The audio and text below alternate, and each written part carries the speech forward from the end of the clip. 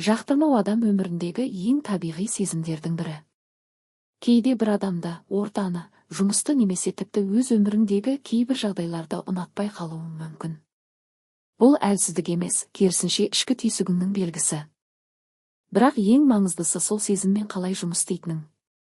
Егер бір нәрсені немесе біреуді жақтырмасаң, ең алдымен өзіңе сұрақ қой. Неге? Нақты себебін түсіну өте маңызды. Кейде біз адамды емес, оның әрекетін жақтырмаймыз. Кейде өткен тәжірибеміз әсер етеді. Ал кейде біз өзіміздегі бір қасиетті басқа адамнан көріп, соған іштей қарсы боламыз. Себебін түсінбей тұрып шешім қабылдау қателік. Сондықтан асықпа. Ішкі сезіміңді тыңда. Екінші қадам — эмоцияға берілмеу. Жақтырмау сезімі кейде ашуға, ренішке немесе суық қарым-қатынасқа келеді. Бірақ дәл сол сәтте сабыр сақтау ең дұрыс шешім. Себебі эмоциямен жасалған әрекет кейін өкінішке айналуы мүмкін. Үшінші маңызды нәрсе — шекара қою.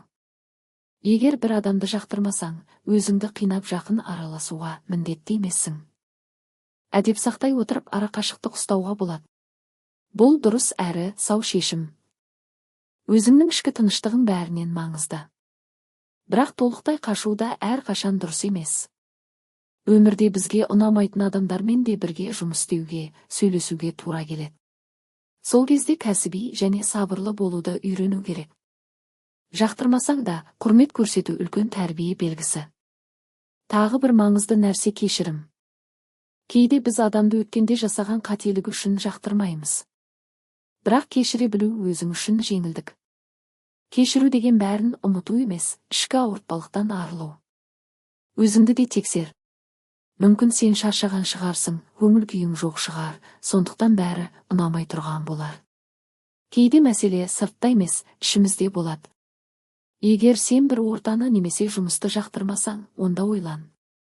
Бұл уақытша ма, әлде ұзаққа созылған жағдай ма? Егер ұзақ уақыт бойы ішіңде қарсылық болса, өзгеріс қажет. Өмірді өзіңе ұнамайтын жерде өткізу өзіңе жасалған әділетсіздік. Жақтырмау бұл сигнал. Ол саған бір нәрсені өзгерту керек екенін айтып тұр. Бірақ сол сигналды дұрыс түсініп, дұрыс әрекет ету сенің таңдауың.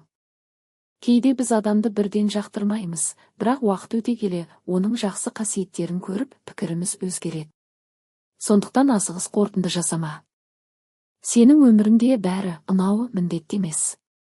Бірақ сен өз өміріңді өзіңе жайлы ете аласың. Сол үшін өз сезіміңді түсін, сабыр сақта, шекара қой, қажет болса өзгеріс жаса, ең бастысы өзіңді жоғалтпа. Біреуді жақтырмай қалдым деп өз мінезіңді бұзба. Сен қандай адам болсаң, сондай болып қал. Өмір қысқа. Оны ұнамайтын адамдармен, ұнамайтын сезімдермен өткізуге болмайды. Бірақ кез келген сезімнен сабақ алуға болады. Жақтырмау да сені өсіреді, егер оны дұрыс қабылдасаң. Соңында бір нәрсені есте сақта. Сен бәріне ұнауға міндетті емессің, дәл сол сияқты саған да бәрі ұнауы міндетті емес. Бұл қалыпты жағдай. Маңыздысы ішкі тыныштық пен өзіңе деген құрмет.